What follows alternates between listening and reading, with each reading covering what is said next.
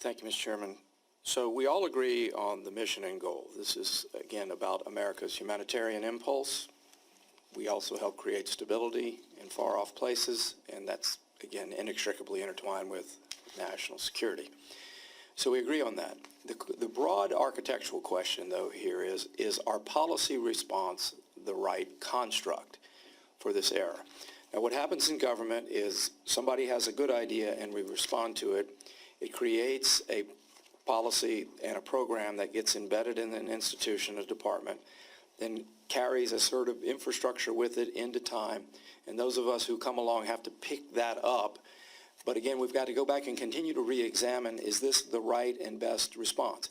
Is your construct the proper one for our modern time? Is in USDA, is USAID's construct the proper one? And you mentioned the merging of the Food Security Office and the Bureau of Humanitarian Assistance. I think you said that. So again, that's an attempt to start to rethink how a more effective response is necessary in modern time.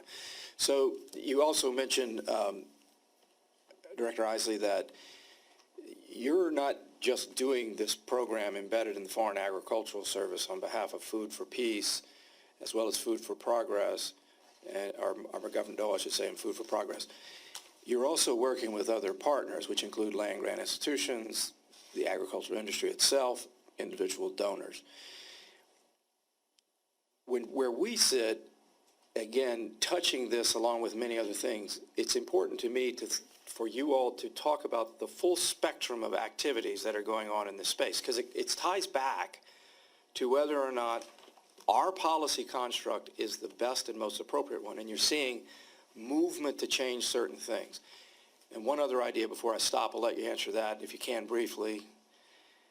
For instance, OPIC, Overseas Private Investment Corporation, has gone through a new phase of development, which they're shifting to a new model of development finance around equity finance.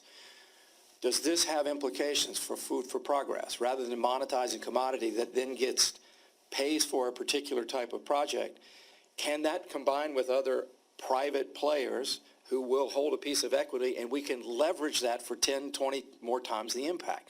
It's this type of creative thinking, again, that can provide a new architecture on the mission that we all agree with. So I'd like to give you a moment to respond to that. Sure, and thank you, Congressman Fortenberry, for the question. Similar to USAID, we also are looking at our organizational structure and are implementing some transformation change, and we are including these programs in a program area with our trade promotion programs as well to pick up the full continuum.